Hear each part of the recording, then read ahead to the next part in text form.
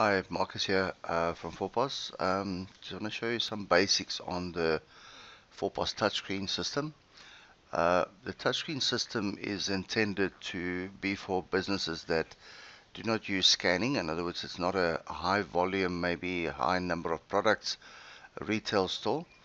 In other words, we possibly don't have barcodes. We want to be able to ring up our products without selecting from a list. In other words, we don't want to necessarily go and do a search and so on. So the touchscreen interface can be used for that type of business. In other words, we can create our products on the system. We can have our buttons on the screen, etc., etc. Also, obviously, for restaurants, fast food, pubs, shebeens, bazaars, all sorts of businesses that want to have an easy way of being able to get into the system and ring up some products. Okay, so let's go through the basics and then you can maybe apply it and see how it will work and if it's practical in your business, and whether that is the right interface that you want to use. So let's just go into cash sales. I've created a couple of menus here, a couple of buttons. These buttons we refer to as menu buttons, and the way to determine the difference between the two is that these do not say 1 times whatever, and if I click on it, it goes to another page or another screen. So those are menus. You can have menus on the individual screens itself. In other words, on the main screen, if I go back in there, on the main screen, typically that's where you'll put your menu buttons, but you could have it also in the middle of something else, on top of another menu. So let's say, for instance, under toasters and burgers, you want to have another menu for all the no's and the extras, for instance. Okay, so I can go and click over there and say I want to have a menu, and sorry, I want to just call it the no's. Okay. Um, oops.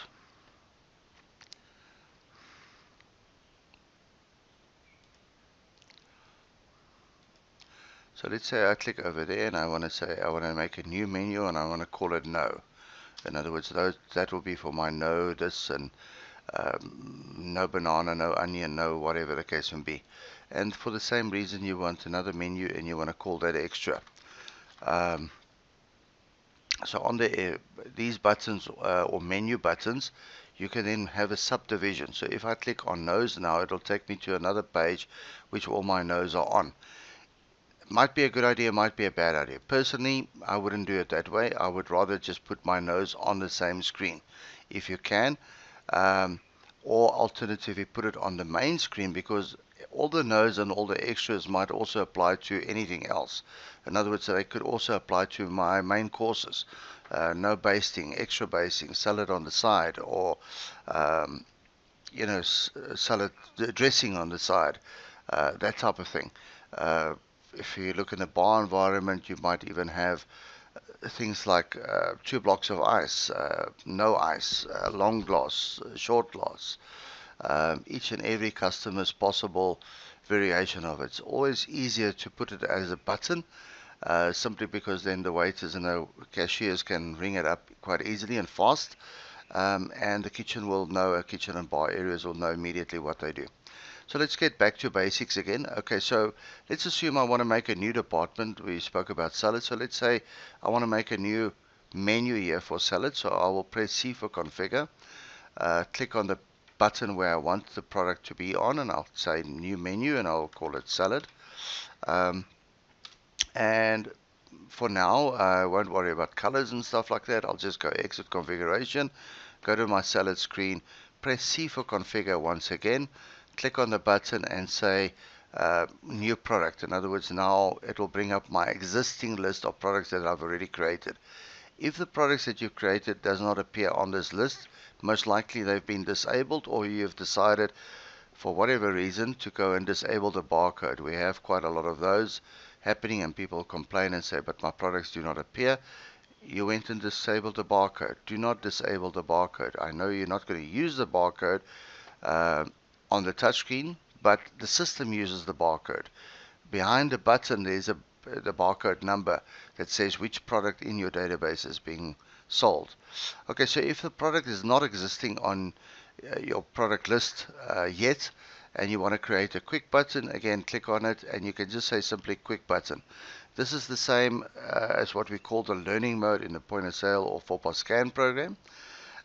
So on the quick button I can go and say, argument say, Greek salad. Okay, and let's call it a price of 79.00.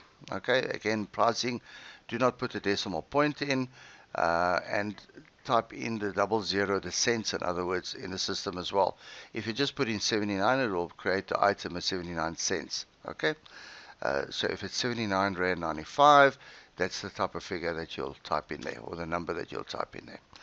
What the system will do is create the product automatically in your back office for you. I'll show you that part now, and also create it on the screen. So again, if I'd want to do another one, and we want to say quick button again, and we might have an avo salad. And on the avo salad, we're going to charge, let's say the same price for now. Okay, and enter when you're done. And that's basically the way that you'll carry on creating your other items. Well, let's just make an Italian salad.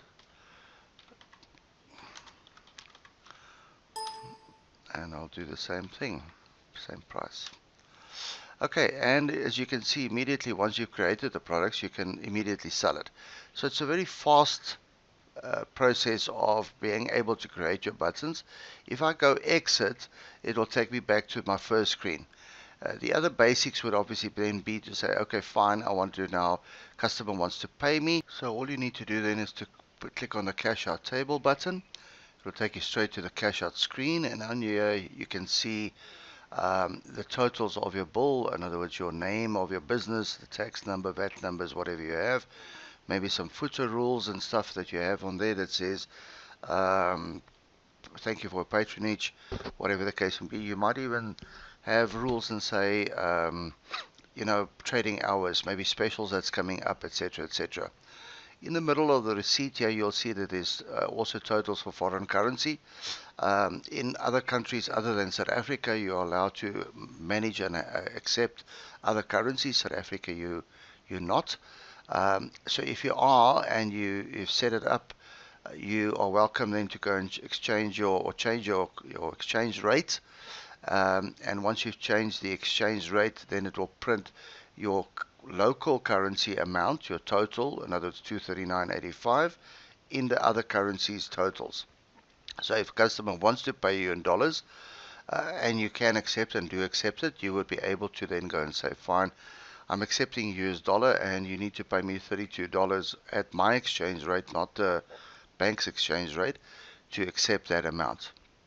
And I'm £23, 25 euro. If you do not use the foreign currency in the back office under store setup and security, you can go and delete those currencies so that they do not appear on the receipt at all.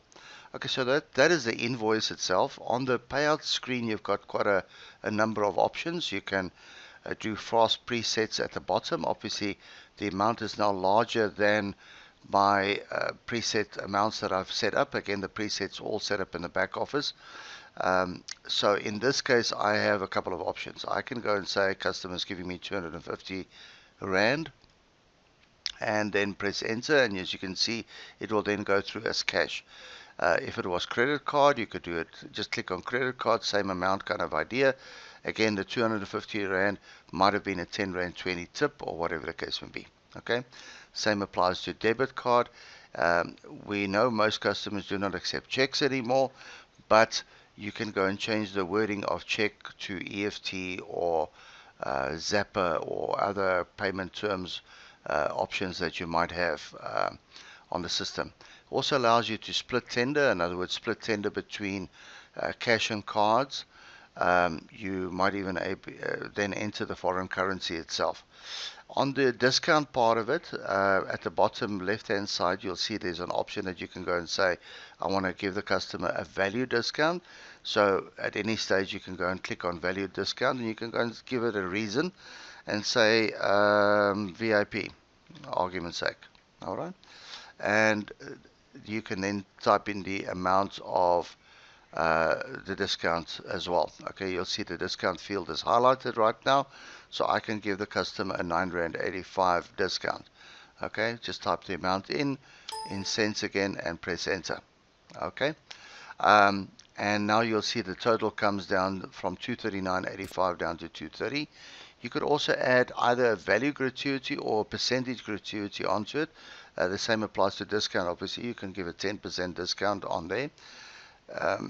The discount specifically, I would rather suggest you do a sales channel for this type of customer so that the discounts are automated, because the value discount, the system will not prevent you from giving the full amount as a value discount, which means that if you open up this option to your cashiers and waiters, they could literally discount the whole amount, and you wouldn't have control other than possibly going and checking your discounts at the end of the evening, which, in all fairness, nobody really has the time for that. Okay, so let's go and do a value gratuity, for instance, and say, well, there was also a 15 Rand gratuity in the system as well. Okay, so you can just type in your 15 Rand in there, click enter, and now you'll see the bill is 239.85 subtotal. The discount was 9.85, and the 15 Rand gratuity on top of that gives me an amount due of 245 Rand. Okay, the customer is now paying me my 250 Rand, and I can simply press enter, or let me just select cash again. Press enter or click enter on there. Do you wish to commit the transaction? You can say okay. So that's all the options on the system. The print option. There's two ways of doing the print. If you did the print before you finalize the bill, you would get the typical receipt as you see on the screen over here. In other words, it'll be a typical bill that gets presented to the customer with the tips and gratuities and stuff inside. If it is printed after the payment, in other words, I print it now, the system will print out a tax invoice, and the tax invoice will then have the tax number on there. It will say the words VAT, etc., etc., and it will not have the gratuity, etc., in there. And it's quite important that you understand the difference. Often people say, but I don't want this. This is not a tax invoice, and so on. I don't want gratuity on my customer receipt. No, it won't appear if you print it on there. Now, the print options here, you can also set up in the back office under store setup and security point of sale parameters. You can go and specify that every time a sale is finalized, it must automatically print a receipt. So let's just jump there quickly. I just want to see where my back office program is. There we go. Alright, so I can go to store setup and security point of sale parameters, and then in the point of sale options down here for touchscreen, it cannot ask you, or does not ask you. You would then have to specify yes to automatically print the receipt. And as soon as you do the sale, it'll automatically print the receipt for you. Okay. The other options are discussed earlier, the future rules and things like that, the telephone number, the VAT number, all of that is in on this same point of sale parameter screen. If you do not have a VAT number, rather take that out and make sure that you change your VAT to 0% so that it doesn't become an issue of charging, having VAT on the invoices, but you're not registered. You might just get a problem in the future. Okay, let us jump back to the touchscreen system. Some of the other basics on the system. Let's assume that I have a cash sale on the system and there was a problem with it. Let's assume that this was a table for a customer. The Italian salad was wrong. I shouldn't have rang that up in the first place. I can go and do a revoke on it. This is now after you've closed the table or you finished the table on the screen. In other words, the order has gone through to the kitchen. And we can just type in a reason, and the reason why you want to put the reason in there is we want to know tomorrow and the day after when we print our reports why this item was voided, who authorized this void. So if your manager person ringing these items up also does not have the facility, it will then pop up and say, no, no, no, you can't do revoke. Please call the manager. Manager will come back into the system, log in with his password or her password then, and then do the voids for the waiter. And once the voids have been done, the waiter is then able to go and print the final bill. Okay, so that's all I want to do on there. The reversal option is if somebody wants to reverse something. Now that typically only happens in a takeaway environment. In other words, it's over the counter. Somebody has bought a Coke and they come back later and they want to change it for a Fanta or whatever the case may be. Okay, and you can also have the ability to go and change the price on the system, and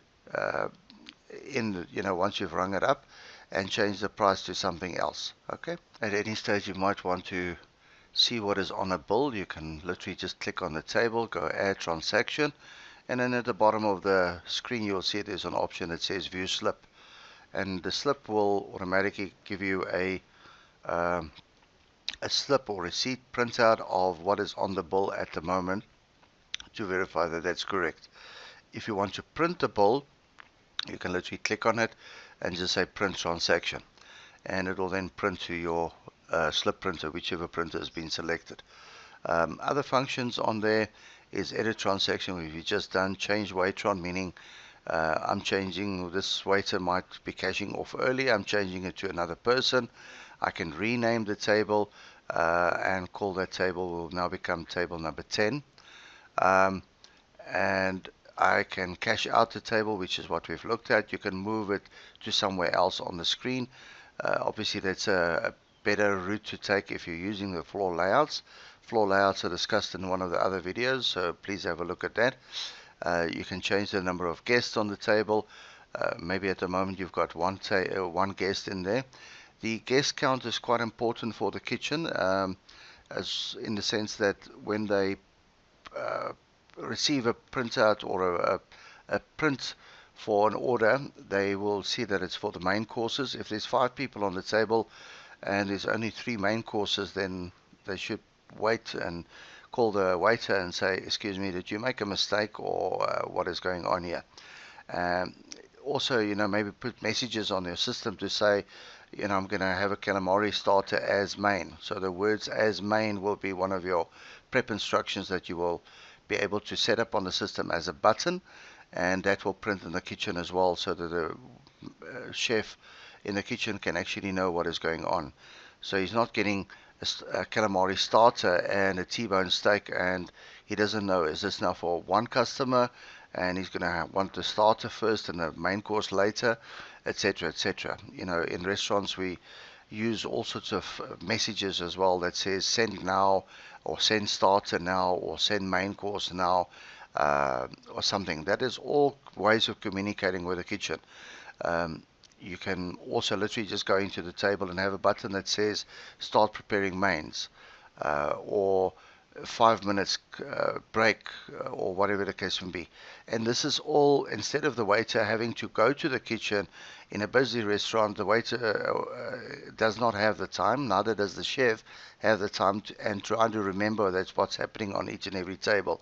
The slips in the kitchen will be his communication method of saying what is happening and how he's got to manage the tables itself.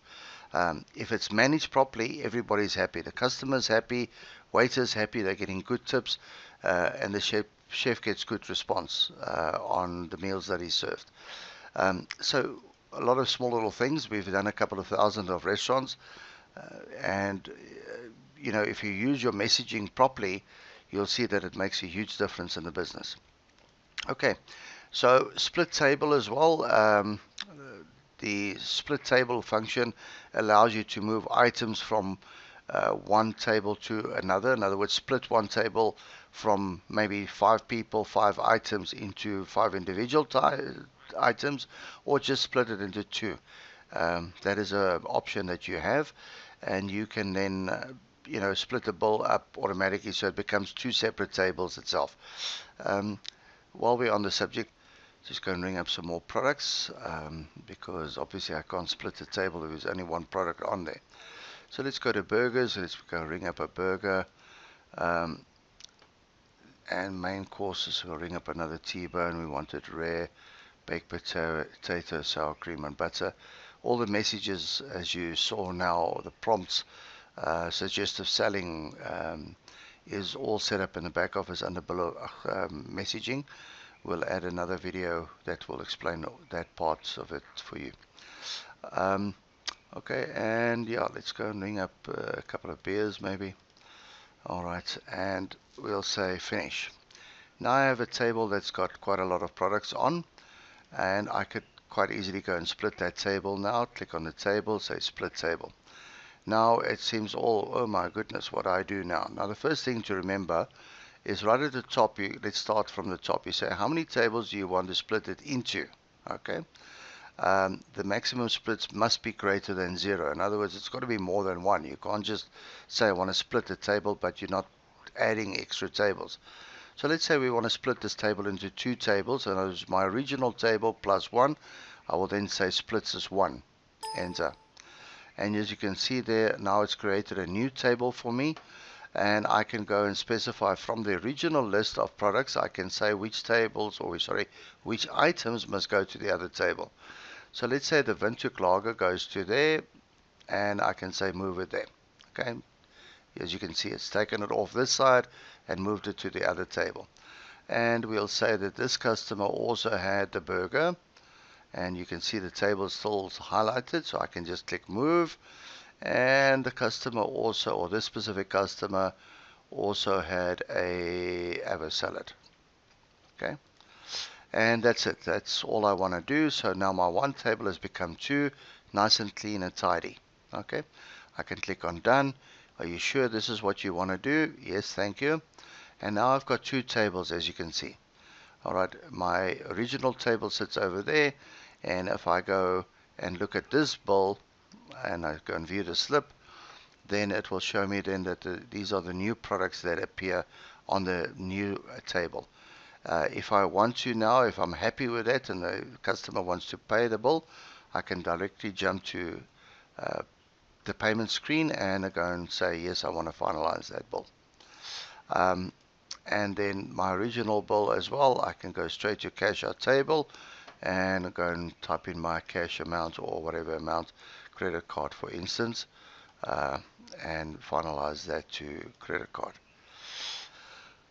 There's a couple of other options in the touchscreen. Obviously we cater for delivery, as you can see on the left hand side.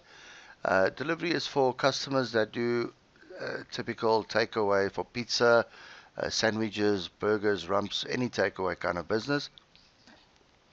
And the idea is that you want to build up a record of your customer information. In other words, you want to know who the customers are. You want to know what have they bought over the time, and you want to keep a record of their address and so on, so that your delivery person can do the deliveries quite easily. Okay, screensaver jumped on. I'm just going to click anywhere to get out of that, and if I click on delivery now, it's going to ask me for a telephone number. Let's say telephone number 1001. Let's say undo there quickly. I actually want to type in a telephone number, so I can go and type in there the customer's number, which will be 5551234. Okay, and do you create a delivery account? Yes, thank you. And this is Joe Soap's account. Joe Soap is quite a popular guy. I hope he realizes that. And his address, line 1. Let's call it line 2. And again, the more information, the easier you make it on your delivery guy. Delivery guy would be able to deliver faster. Customer would be happy. Customer would come back. Email address, nice for marketing purposes. Marketing at my business, or whatever the case may be. Whatever this customer's email address is, obviously. And special instruction, watch the dog. Okay, or closest corner, or whatever the case may be, whatever you want to be able to do from that. Okay. And then once you've entered all the information, you can go and exit, and again straight in there bring up my 2 salads that the customers ordered, and I can say finish. Now this table will now appear on my screen there, as you can see, as a delivery table, and I can go in there once the once the driver has returned. He can bring me the cash back. I can immediately see that these deliveries have not been paid. I have not collected my money from my driver, and I can now go and cash out the table accordingly. Okay, makes it quite simple and easy to manage. I hope you enjoy.